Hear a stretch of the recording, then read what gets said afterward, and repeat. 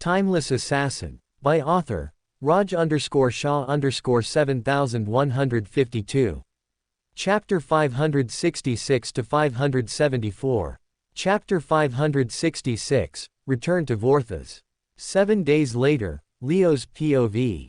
In just 7 days, Leo pushed Enhanced to Advanced Mastery, weaving it so seamlessly into his movements that it felt like an extension of his own body.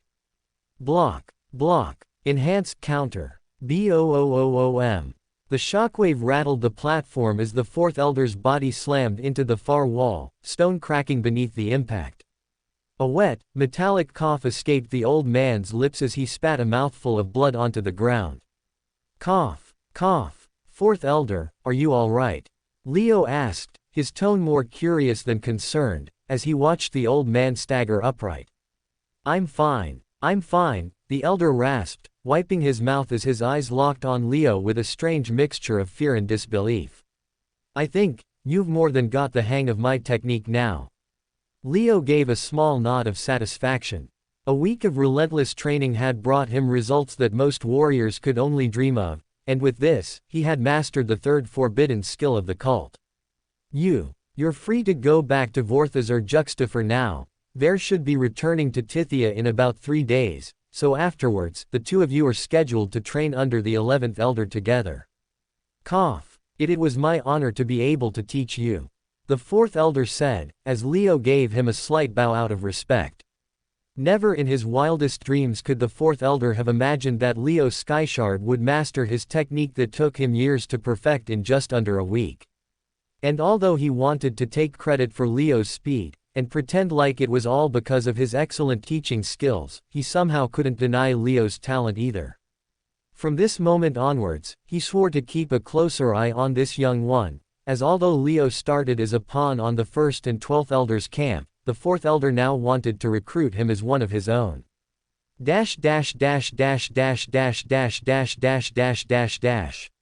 A few hours later, Planet Vorthas.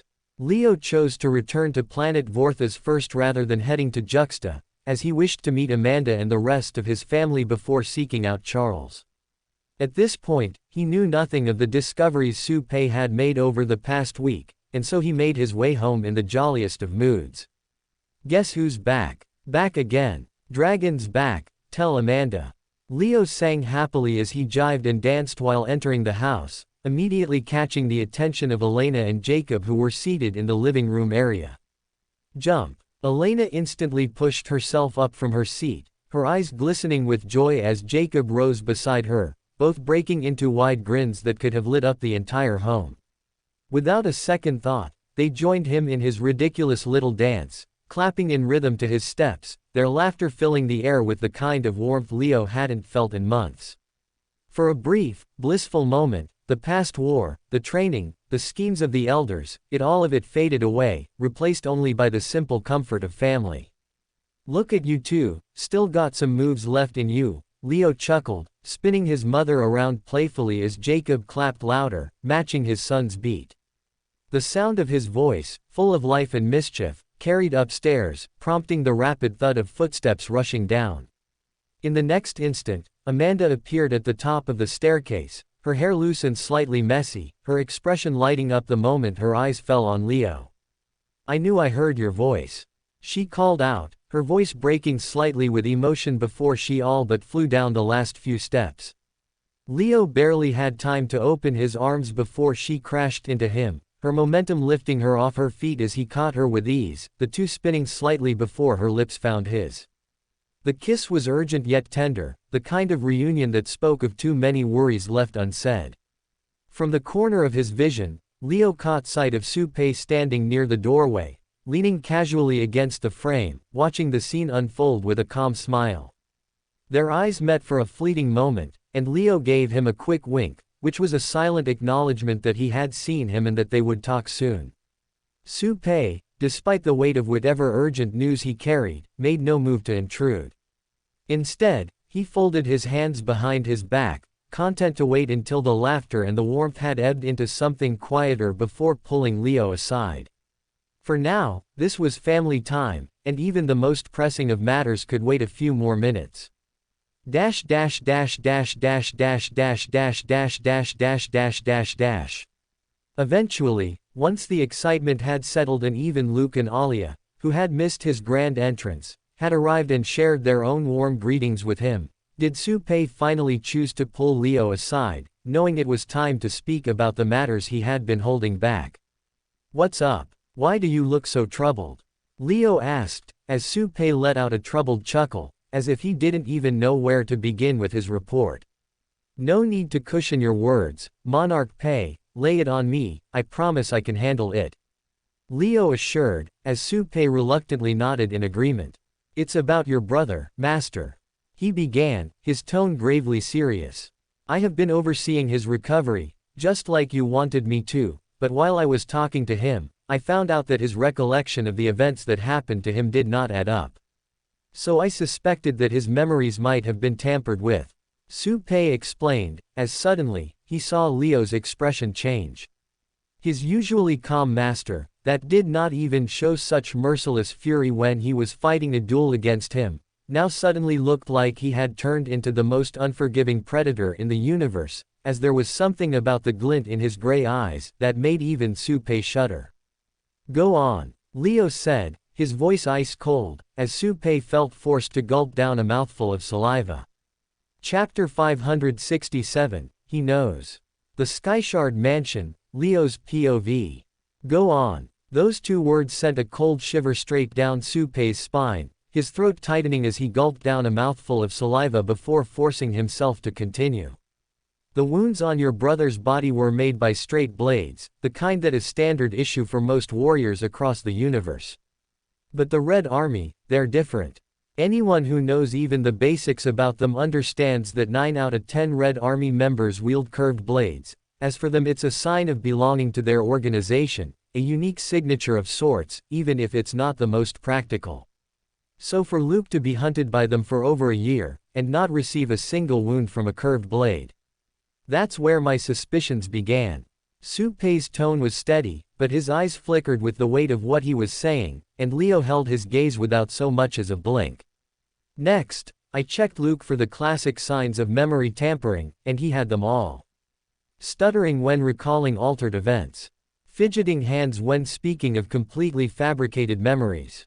And worst of all, the missing stretches of time, entire chunks of his memory between major incidents are gone." Leo's breathing began to deepen, each exhale short and sharp, the sound low but impossible to miss. "Your father told me that he suspected something was wrong with Luke's memories too. That's why he hired 2 different private investigators to look into it. But, both of them eventually submitted reports that matched almost perfectly, so his suspicions were put to bed, but those reports themselves were big red flags." Su Pei's voice lowered. "So I decided to then visit them in person, and let's just say, used enough charm to force the truth out of them, at which point, they admitted that they had both been pressured by the 12th Elder's office and a woman named Mu Fan to alter those reports. That they had known for a long time that Luke's injuries may have had nothing to do with the Red Army, but were forced to not say anything about it." Crack, crack. The sharp sound of Leo's knuckles tightening filled the space, his fists clenched hard, as his jaw locked in place.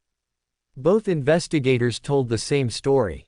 "So from that day on, I began tracking this Mu Fan, and confirmed she's employed by the 12th Elder, working from an independent office. I went there during her absence, just to scout the place. And what I discovered." Su Pei hesitated, his eyes flicking briefly to the side as if weighing whether to speak the next part aloud. "What is it? What did you find?" Leo's voice was low and deliberate, each word dragged through gritted teeth as the veins in his neck tensed. "I found out that the 12th Elder has assigned Mu Fan to monitor the Skyshard Mansion around the clock. And that, they planted a spyware microphone inside the old body of the robot man you keep here. In other words, the cult was previously listening to everything, every conversation happening inside this house, and would have probably continued to do so if they still had a chance. You and your family were not living free lives here. You were being monitored constantly." Leo's expression twisted into something caught between a smile and a snarl, the kind that didn't reach his eyes. "I see," he murmured, making a small hand gesture for Su Pei to keep going. I did not confront Mu Fan despite having the chance to do so, because I wasn't sure how you'd want me to handle this, but based on everything I've pieced together, here's my conclusion. Su Pei took in a slow, steady breath. The cult, or at least the 12th Elder's office, has gone to great lengths to bury the truth of what happened to Luke. And I can see only two possible reasons. The first, and most likely, is that they are directly responsible for his injuries, and the cover-up is their way of hiding their crime. The second, is that this is part of a bigger plan. A plan to keep you under control by turning your family into leverage. Because they know that if they can manipulate your family, they can keep a collar around your throat at all times. Su Pei straightened slightly, locking eyes with Leo. So, how do you want to play this, Master? What are your orders? He asked, as he expected Leo to burst into a fit of rage and demand blood this very instant. However, contrary to his expectations, Leo simply closed his eyes, controlled his breathing and let out a long exhale. Hus. He seemed to try hard to regain his composure, as he stood in absolute silence for a few minutes, before eventually opening his eyes that looked merciless and focused. The old me would have probably unsheathed my dagger by now.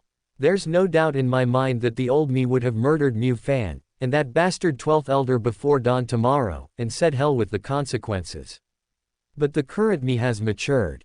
The current me finds death to be too simple a punishment for these bastards, so I won't grant them easy ones.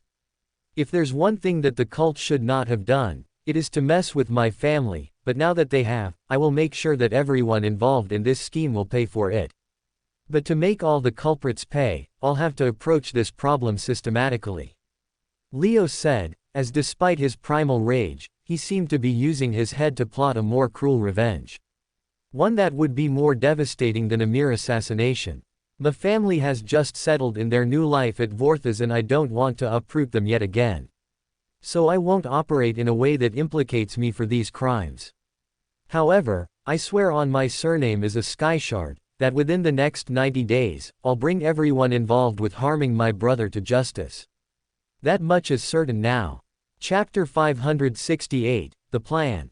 2 days later, the Skyshard Mansion. From the very moment Su Pei revealed that the cult might have deliberately tried to harm Luke, something inside Leo shifted beyond repair. Gone was the patience he had forced himself to maintain with the elders and their endless games, and gone was the faint trace of gratitude he once felt toward Mu Fan, for no matter how much she had helped him in the past, she was nothing more than a corpse in his mind now. For 48 hours without pause, he sat and plotted, shaping the perfect revenge in his head, which began with capturing Mu Fan. She was the first one on his list because she was the thread that could unravel the entire scheme. Through her, he wished to discover exactly what had been done, who all had been involved, and how deep the betrayal ran. As only after the complete truth was laid bare, did Leo intend to take the second step in his plan, which was to kill the 12th Elder. There was no doubt in his mind that the 12th Elder was involved in this scheme, and so, his punishment was inevitable. However, killing him outright could lead to unforeseen troubles, which was why Leo wanted to do it more subtly. Leo knew that for him to kill the 12th Elder and not raise any flags, he needed to replace him with another individual first, and hence he came up with a genius plan. He sent a summon to Chaosbringer on planet Terra Nova, and instructed him to pack his bags and leave for Vorthas immediately, for he had a role in Leo's vision that could not be delayed. Once Chaosbringer arrived, Leo intended to teach him shapeshift, breaking the cult's iron rule against passing its forbidden techniques to outsiders. And with that skill, Leo planned to replace Chaosbringer as the new 12th Elder within the council, and have his own spy be planted within their ranks. With an inside man, Leo knew he could influence many wrongdoings that currently went on within that council. However, more importantly, he could then kidnap the real 12th Elder and make him pay for his crimes. If it turned out that the 12th Elder had purposefully put his brother in a coma, then Leo intended to show him no mercy and grant him the most horrible of deaths. But even if his involvement in this plan was minimal, Leo planned to kill him nonetheless. Dash dash dash dash dash dash dash dash dash dash dash dash dash dash. Meanwhile on planet Terra Nova. Drip, drip. Chaosbringer began to cry when he finally saw the latest letter from Leo, as after so many long, punishing years, his Lord Boss had called for him to once again stand at his side. His long, polished nails trembled as he read the lines written on the paper with an almost reverent care, as if it were some holy decree that had descended from the heavens themselves. His painted lips curled into a smile even as tears blurred his vision, as the words written in Leo's precise, sharp handwriting cut straight into his heart. It was not a letter filled with sentiment. There were no flowery lines of affection, no poetic assurances of how dearly he was missed. It was short, direct, and unapologetic, just like the boss he remembered. Come to Vorthas immediately. Bring 2 of your most trusted men. You will find me at the Skyshard mansion. Closing square bracket. That was it. No explanation, no extra words, not even a hint of why this sudden summons had come. But that was exactly what made it so precious to Chaosbringer. If Lord Boss had written to him at all, then something important, something dangerous, was about to unfold, and just thinking about it made his skin tingle with excitement. "Oh, my Lord Boss," he whispered, pressing the letter to his cheek for a long moment, as if hoping some trace of Leo's warmth could seep through the parchment and into his skin.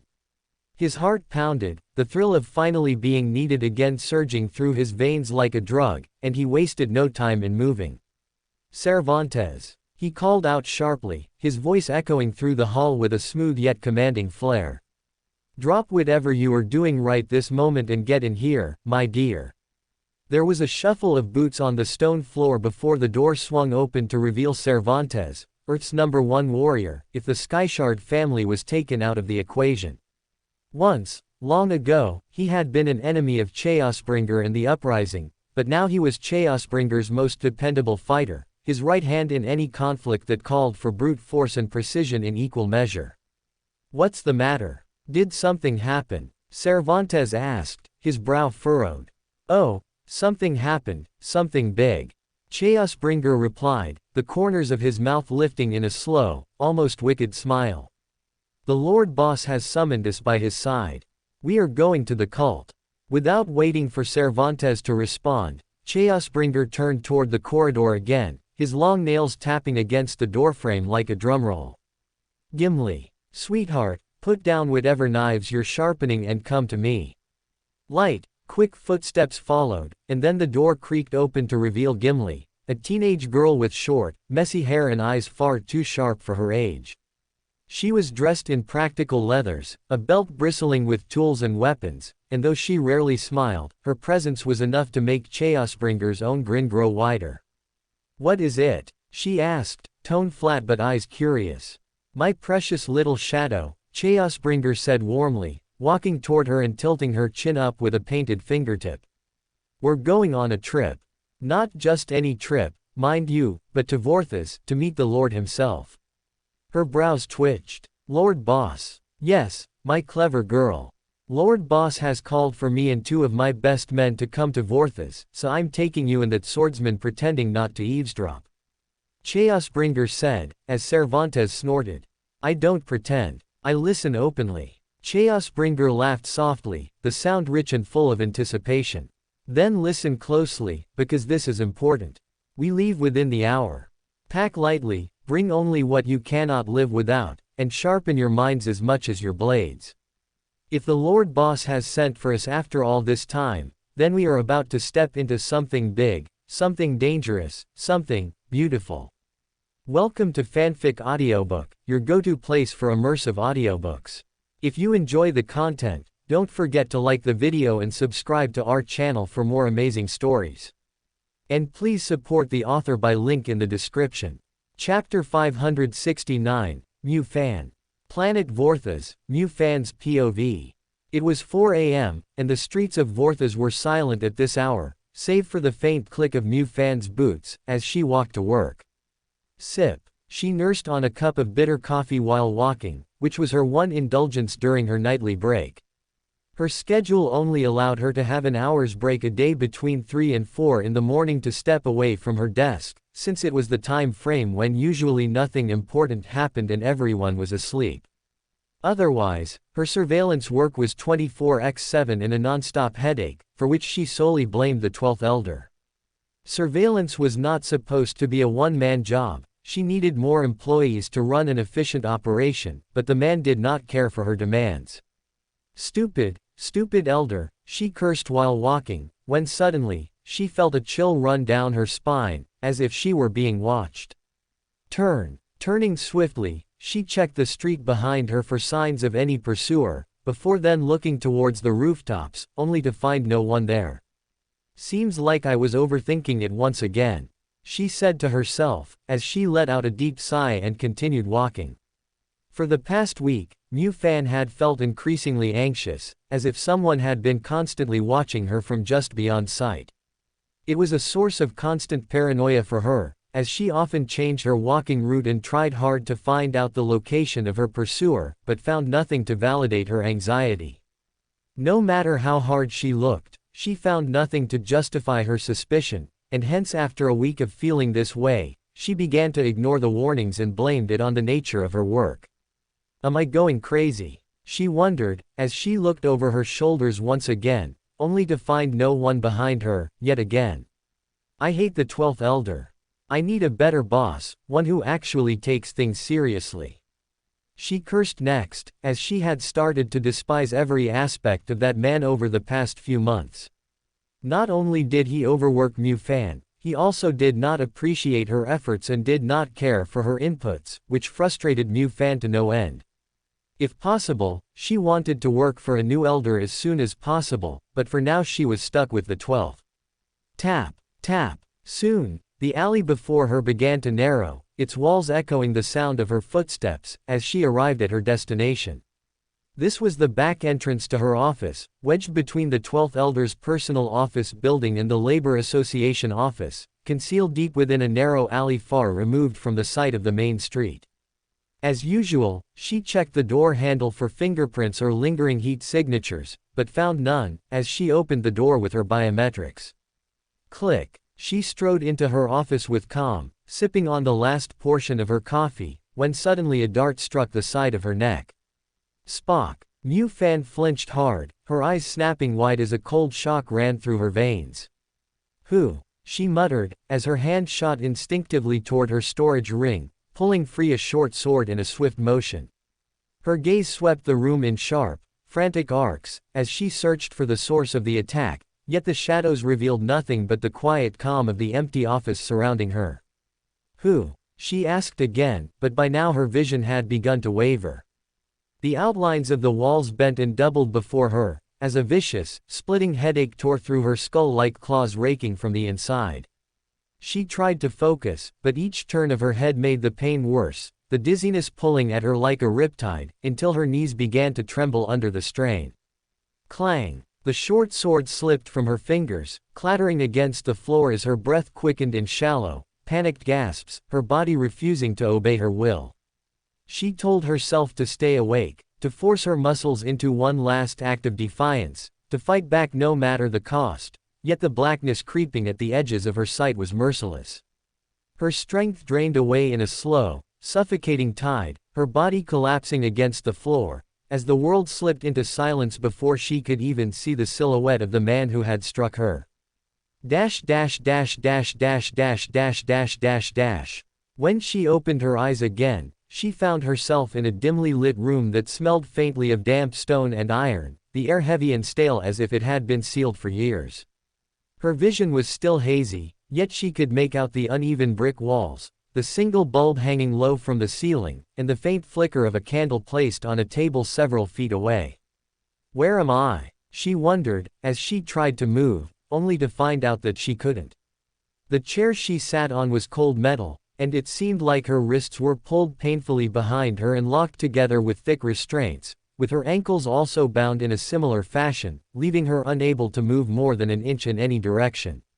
The ropes bit into her skin, coarse and unyielding, while a thin metal chain looped around her waist and tied her to the chair itself, making escape impossible without outside help.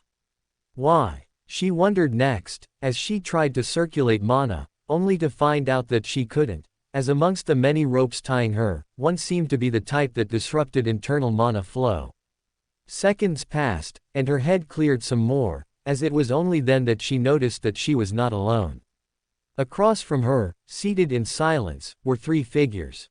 On the far left sat Viper, his face unreadable behind his white mask. However, Mu Fan already knew who he really was. He was Dupraval Nuna, and even if the commoners did not know his true identity, she did.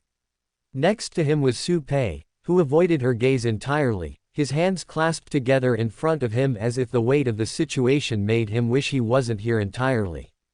And in the center, occupying the seat directly opposite hers, was Leo. His eyes met hers instantly, and in that single moment she felt her blood run cold. There was no trace of warmth, no hint of the man she had once believed she could mentor to become a fine young man, only a frozen calm that pressed down on her like a physical force. His expression was empty of pity, empty of restraint, and the longer she looked into his eyes, the more she realized that whatever this was, it would not end with her walking away freely. Drip. The faint sound of dripping water somewhere in the distance filled the silence between them, each drop echoing like a countdown she could not stop.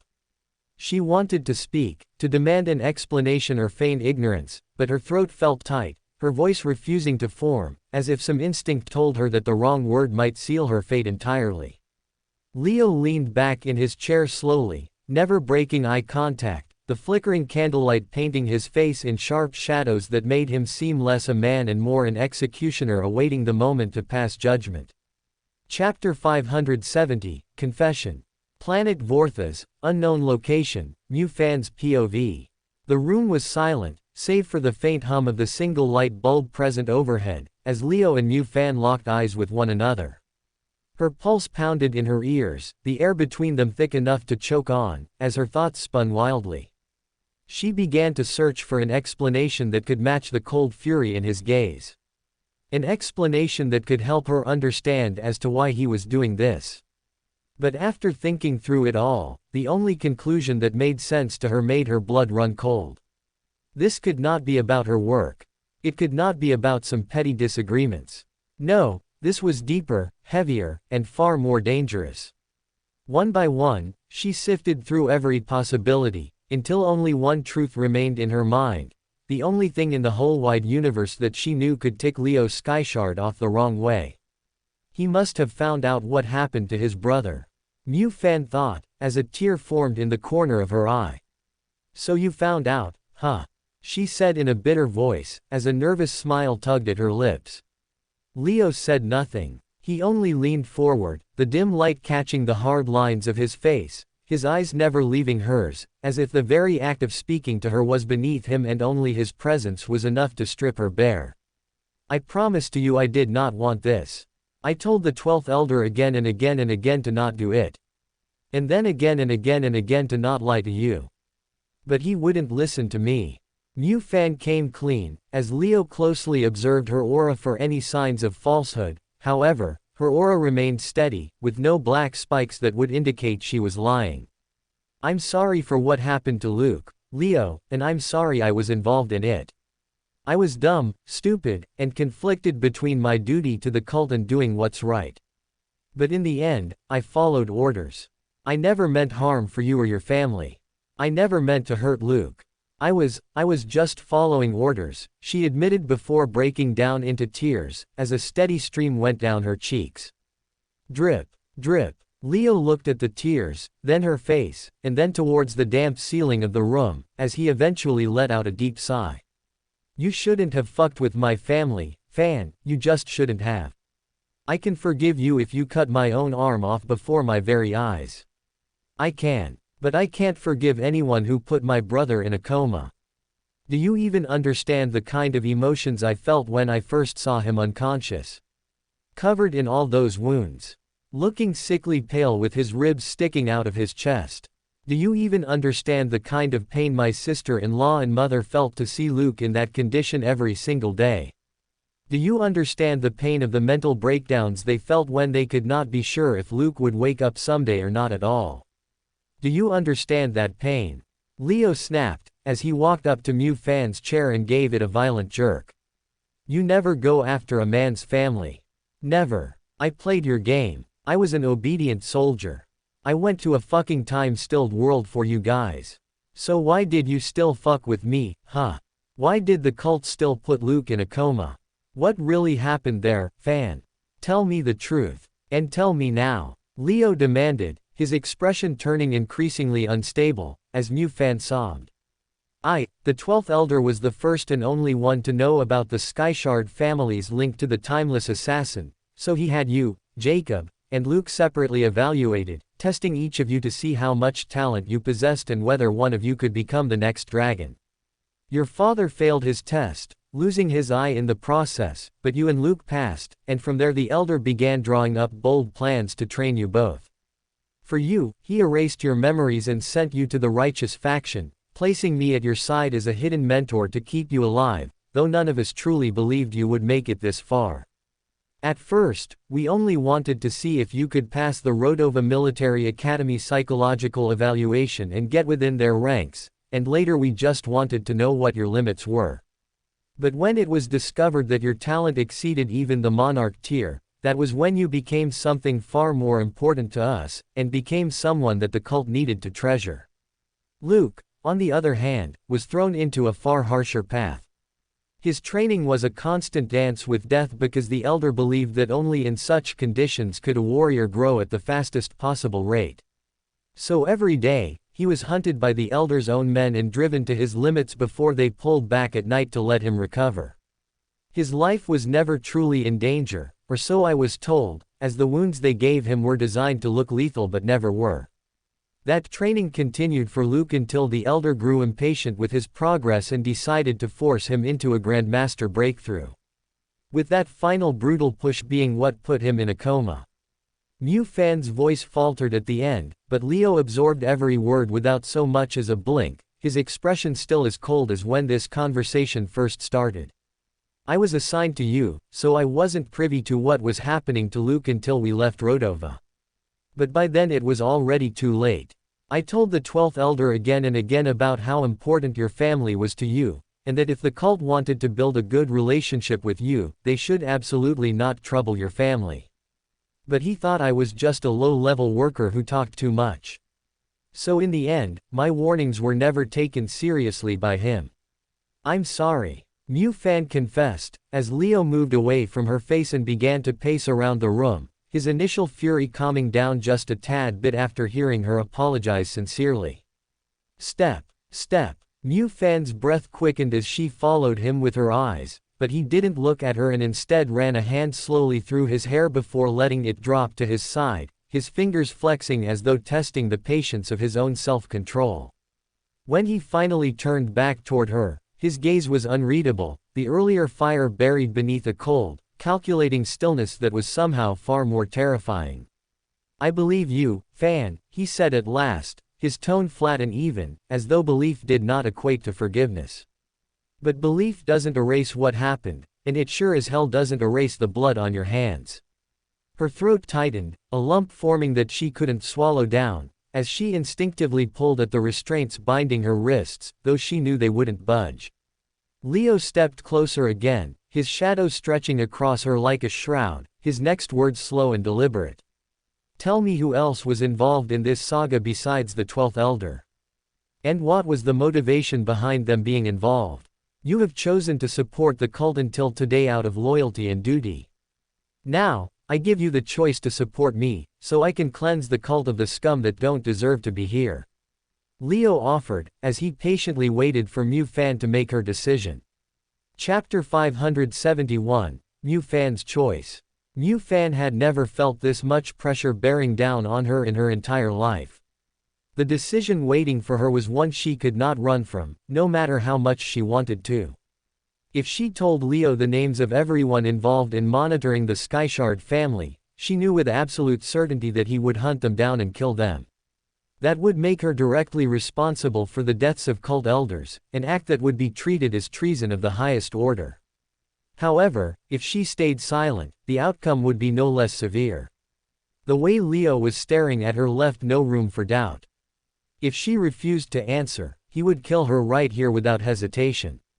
Pant. Her breathing turned shallow as the weight of both outcomes pressed on her. It looked like both paths ended in disaster for her, and neither offered any hope of coming out unscathed. Wrestle. She twisted against the restraints, straining with every bit of strength she had, but they held firm. The biting pain around her wrists reminding her that escape was impossible. Whether she liked it or not, she had to choose now. And whichever way she went, there was going to be no turning back. Gulp. Swallowing a mouthful of saliva, Mu Fan thought about both outcomes, but in the end, threatened with her own survival, she decided to save her own skin and come clean. The 12th Elder is the main culprit. He's the one who ordered Luke to be pushed so hard, and he's the one to put him in a coma. The First Elder is also involved. He's the one who sanctioned the Skyshard mansion to be put under monitoring. As for him, they're the only anchor tethering you to the cult, and the only leverage he has to restrain you. As far as I know, the First Elder is not involved directly in harming your family, nor did he wish for harm to befall on your brother. Finally, it's the Third Elder's men who planted the bug in Ben's old body, which was the main source of surveillance within the Skyshard mansion. But as far as I know, he only did it as a favor to the 12th Elder, and does not have to do anything with the day-to-day monitoring. If you're wondering as to who harmed your family, it's only the 12th Elder. If you're wondering who may harm your family if they must, it's the 12th and 1st Elder. If you want to punish everyone who has even the smallest of roles behind all this, then it's all three, Mu Fan said, as she confessed everything to Leo. Leo mused, as he observed her aura closely, looking for any signs of falsehood in her words, but found none, as he turned away once more and began pacing the room. So it was only the 12th Elder who is directly responsible for hurting my family. He mused, his blood boiling inside his veins, as he felt the murderous urge to put the 12th Elder in a coma of his own right this instant. However, he controlled his anger, and turned to face Mu Fan once more, as he slowly walked towards her. How much do you know about the cult and its inner workings? And are you willing to betray the cult to help me? He asked, as Mu Fan pursed her lips and shook her head. I do know some secrets about the cult's inner workings since I worked for the 12th Elder's office, but I'm not willing to divulge them if I have a choice. I have my own honor. And although I know I did wrong when I helped the 12th Elder bury the truth, I only did it because I believed it's in the best interest of the cult. I never betrayed the cult. Mu Fan replied, as Leo gently placed a finger under her chin and forced her to look him in the eyes. I'll ask you again. Are you willing to betray the cult to help me? The Shadow Dragon? Or are you willing to die protecting those secrets? Leo asked, as Mu Fan trembled from matching his gaze. Never in her life had she seen such crazed gray eyes, as at this moment, she could see how Leo was at the edge of his sanity. If he did not receive the answer he desired, he was ready to slit her throat the very next second. What will you do with my information? Mu Fan asked, her voice trembling, the words barely making it past her dry lips. It doesn't matter what I do, Leo replied coldly, his tone flat but carrying the weight of an executioner's verdict. What matters is the choice I offer you now. Will you betray the cult for me? Yes or no? The air in the room thickened, pressing down on her chest until each breath felt like it had to be stolen. Her heart thudded against her ribs, faster and faster, as her mind ran through every possible outcome.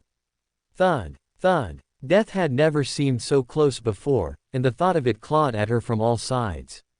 For a brief moment, she wondered if it would be better to let go, to preserve what little honor she believed she still had, and meet her end without giving him what he wanted.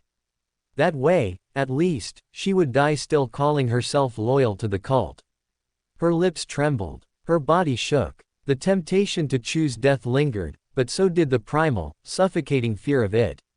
She closed her eyes, trying to steady her breathing, but all she could hear was Leo's frantic breaths that sounded like the purr of a hungry beast waiting for a single misstep. Despite her best attempt, her courage cracked under that sound. When she opened her eyes again, she saw no room for negotiation in his gaze, no hesitation, no softness. Only certainty. Only inevitability. Her shoulders sagged, and the fight left her like air leaving a punctured lung.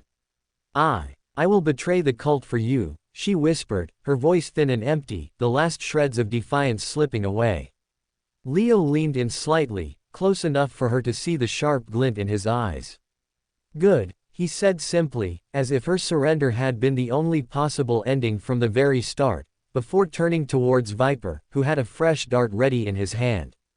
Dart her, Leo ordered, as Viper flicked his wrists, the dart hitting Mu Fan right on her left thigh.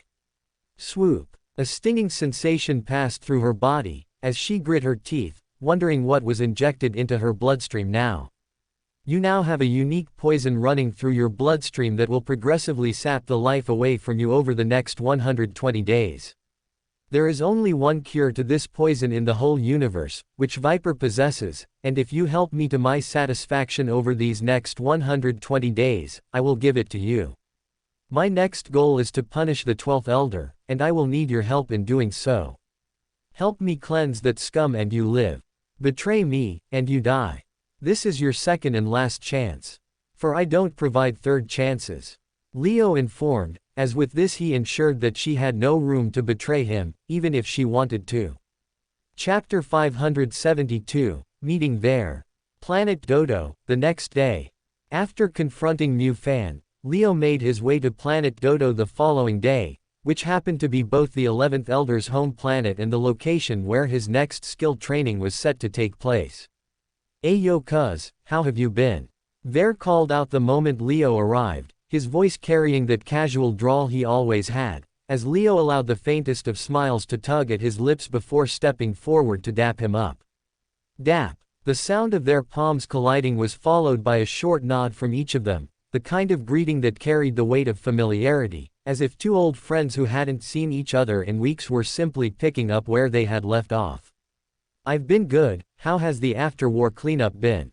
Leo asked, as Ver let out a deep sigh that told its own story even before he spoke. "I wish you were there, man, because it was nothing short of a migraine.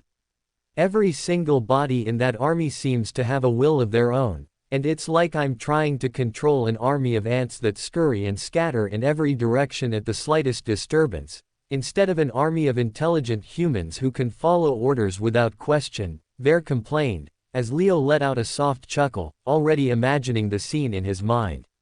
He had expected as much, since after-war cleanups on a planetary scale were never easy, while at the same time he was glad that Ver was facing the mess head-on and doing his best to solve problems as they came without shying away from the chaos.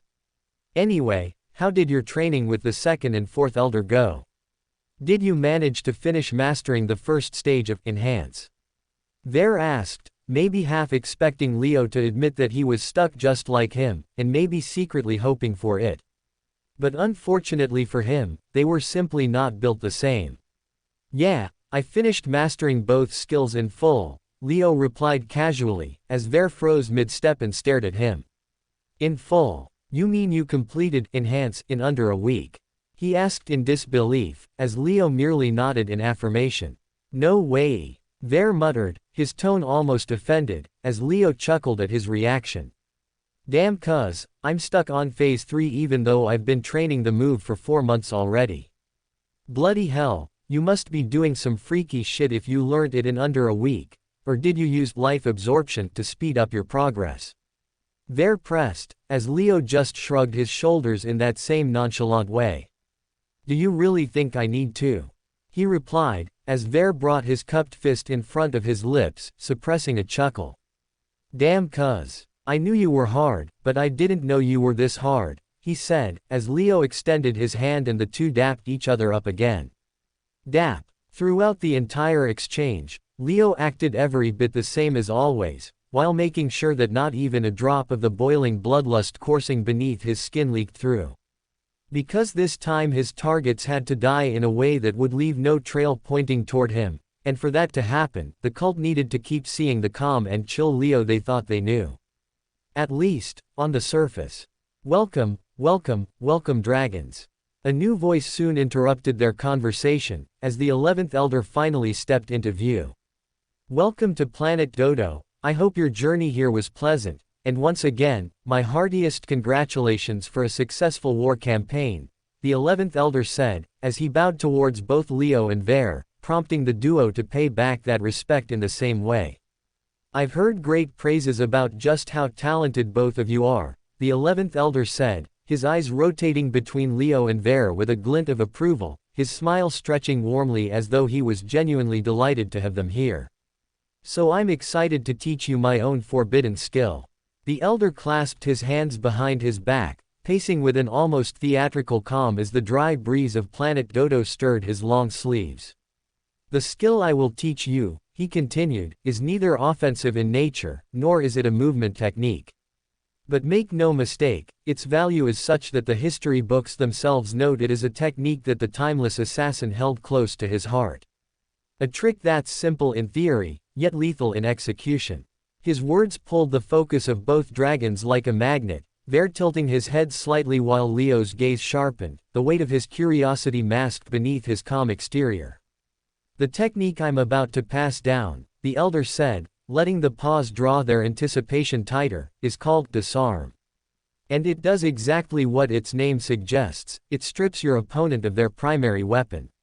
Not through the grind of blade clashes or the complexity of elaborate maneuvers, but with nothing more than a snap of your fingers. No physical crossing of blades. No warning. He raised his right hand, his fingers poised loosely, before snapping them with a crisp click that echoed faintly in the training hall. Snap. Leo's eyebrow lifted, his thoughts already parsing the implications.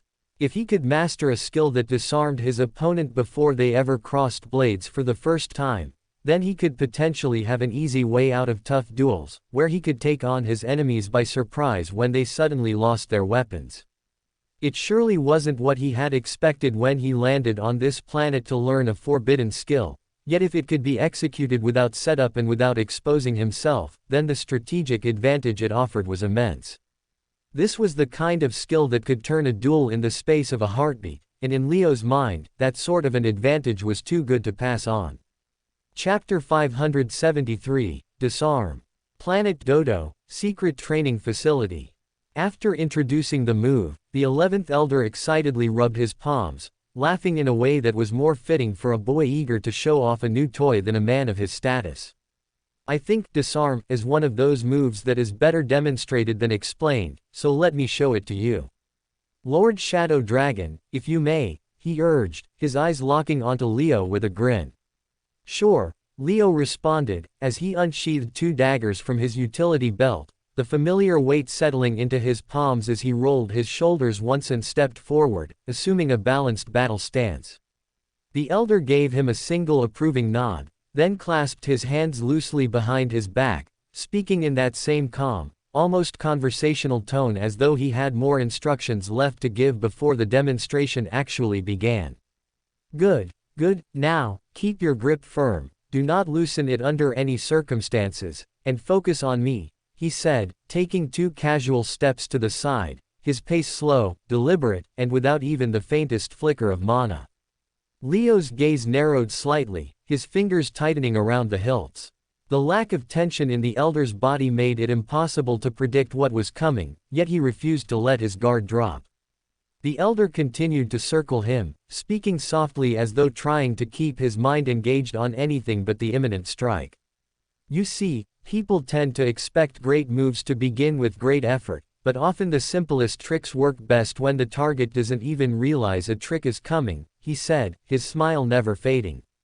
And then, snap. The sound was sharp and crisp, echoing faintly in the quiet of the training yard. Leo's eyes flicked instinctively towards the elder's hand, his focus momentarily pulled toward the noise, as in that sliver of distraction, something invisible brushed against his wrists. It wasn't forceful enough to be called an attack. In fact, it barely registered at all. But the effect was immediate. Both daggers slipped from his grip as though his fingers had forgotten how to close, clattering against the stone floor. Clang, clang. For a heartbeat, Leo simply stared at them, his mind parsing what had just happened. The elder's grin widened as he spread his hands theatrically. That is disarm, he said, his tone holding both pride and amusement. Leo slowly bent to retrieve his weapons, his gaze still locked on the elder as he replayed the moment in his mind. He hadn't felt any force worth resisting, hadn't even realized when his muscles betrayed him, which made this phenomenon even more bizarre for him. How? he asked flatly, as the elder took a step closer, raising his hand and pointing to his wrist. Lord Shadow Dragon, you must know about the knee-jerk response, correct? The one where if one applies pressure to the right spot beneath one's knee, they kick involuntarily. The elder asked, as Leo nodded in acknowledgement. He did know about the knee-jerk response. It was something doctors often used to determine if one had irreversible nerve damage or not. Well, this move sort of works the same way, but here you need to hit 3 spots at once, instead of just a single point. You see, touching 1 does nothing. Touching 2 still does nothing. But if all 3 are struck at the same time, the body responds with a reflexive unclenching of the hand, no matter how strong your grip is, he explained, as he pressed those precise points on Leo's wrists and showed him how his fingers became reflexively unclenched. Whoa! Ver said in amazement, while Leo turned his wrist slightly, examining it as though he had seen it for the first time in his life. Of course, in a normal duel, you wouldn't be able to walk up and tap someone's wrist 3 times without being cut down, the elder continued. That's where the real skill lies, striking all 3 points without ever crossing blades. He straightened, folding his hands behind his back again. Disarm is mastered in 3 stages. The first is memorization. You must know the exact location of those points, down to the smallest fraction, and you must be able to pinpoint them on any warrior, regardless of their build, armor, or weapon. This is the foundation. Leo nodded slightly, committing the words to memory. The second, the elder went on, is timing. Even if you hit the points, the move will fail if your enemy knows it's coming. Their reflex may open their hand, but their mind will immediately tell them to regrip, and you'll gain nothing. The attack must come when their focus is elsewhere. Misdirection is as vital as the strike itself. Leo thought back to the snap. A simple noise, harmless, yet it had pulled his eyes just far enough to blind him to what truly mattered. And finally, the elder said, comes execution. You will learn to strike those 3 points without touching your opponent at all. But to do that, you'll have to master wind magic of the highest order, not for power, but for stealth. You must send 3 separate pulses to those points, all at the same instant, and you must do so without leaving any detectable trace. No visible disturbance. No shift in mana they can sense. Against a transcendent tier warrior or higher, even the faintest giveaway will ruin everything. His gaze swept between the 2 dragons, as if weighing whether they truly understood the difficulty of what he was asking. This is not about force. It is about subtlety. The moment the pulse is felt, the opportunity is gone. Leo's eyes narrowed slightly, already considering how to train such a delicate technique without being detected. While Ver whistled under his breath. Sounds easy enough, for a miracle worker, he muttered, earning a sidelong glance from Leo.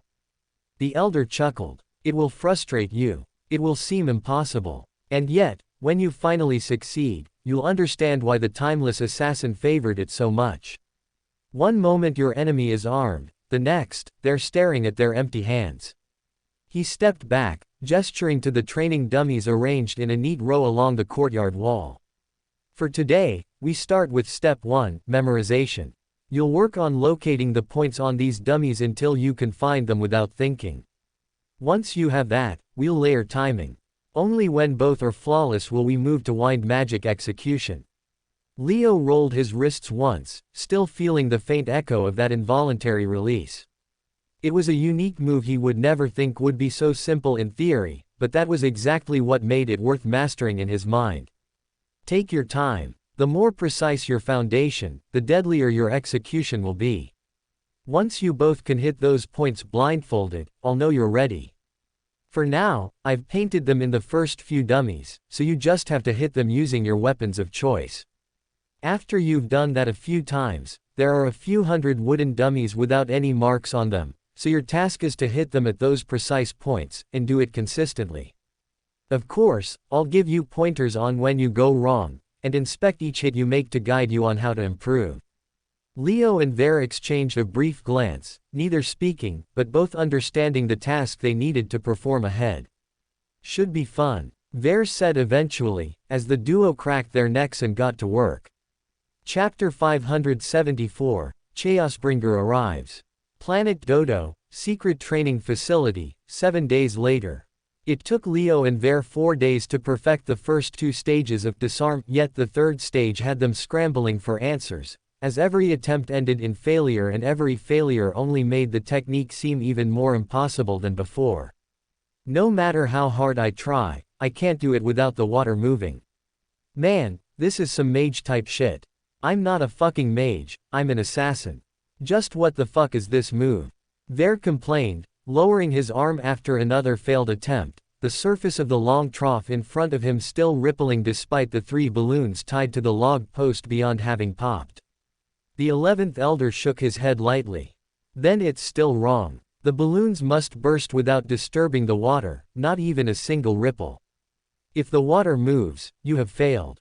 Leo glanced down the lane between them and the target, a narrow stretch with a shallow trough of water running the entire length, and at the far end, 3 water balloons fixed in a neat triangular cluster.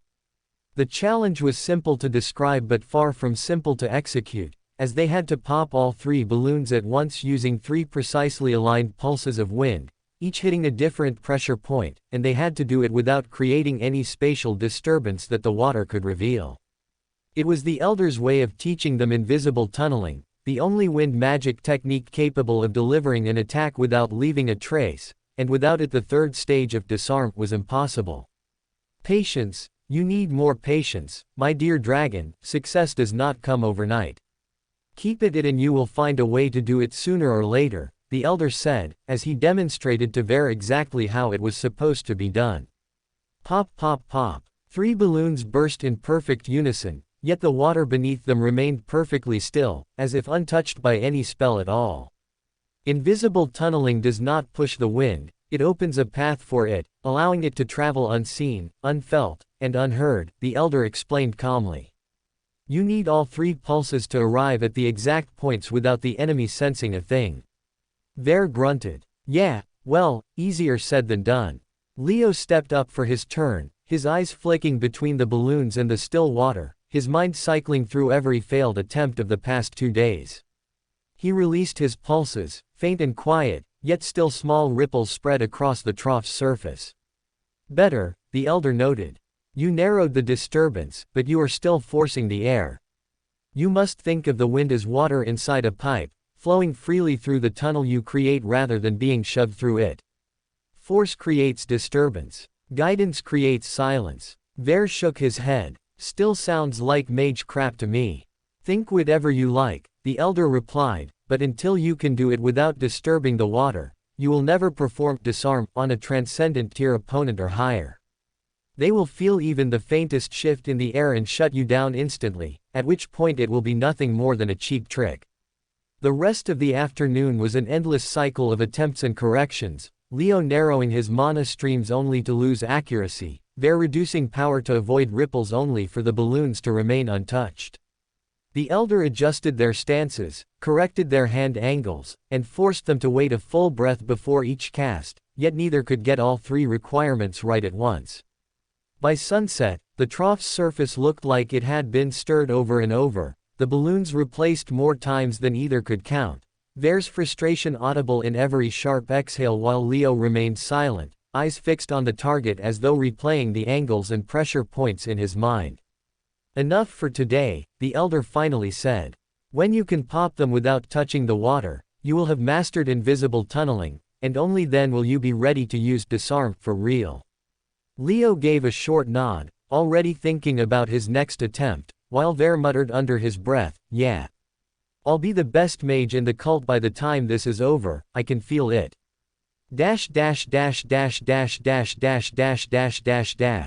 Meanwhile back on planet Vorthas. A couple days ago, Chaosbringer finally arrived on planet Vorthas, where he was excited to meet Leo, but was instead met by some masked man called Viper, who put him in touch with a woman called Fan. Chaosbringer did not like either of them, but they seemed to be servants in the service of his glorious master, and hence he tolerated them. The Fan woman then put him in touch with a man called the 12th Elder, as his helper and instructed him to absorb every aspect of his personality right to the most minute of details. Apparently, his master Lord Boss had some important plan for him, which involved him impersonating this man, and hence for the sake of his master's plan, not only did Chaosbringer tolerate the 12th Elder's extreme narcissistic attitude, but also praised him non-stop, until the man promoted him to the post of personal assistant. O Lord 12th, the populace of Vorthas is so lucky to have such an intelligent and benevolent elder looking over them. Truly, you're a gift to its people, he flattered, as compliments like these became a daily routine. In only 2 days, Chaosbringer managed to absorb most of the 12th Elder's mannerisms, including how he walked, talked and smiled. But there were still some minute details he needed to know about the man before he could mark his assignment as complete. 7 more days. In 7 more days, I'll learn everything I need to learn about this man down to AT, Chaosbringer thought, as he made a tight timeline for himself to finish this task, so that he could meet with his Lord Boss at long last. For more thrilling fanfiction stories like this, check out my channel Fanfic Audiobook. Dive into epic adventures, mysterious realms, and legendary journeys brought to life through immersive storytelling. Don't forget to like, share, and subscribe for more amazing audiobooks.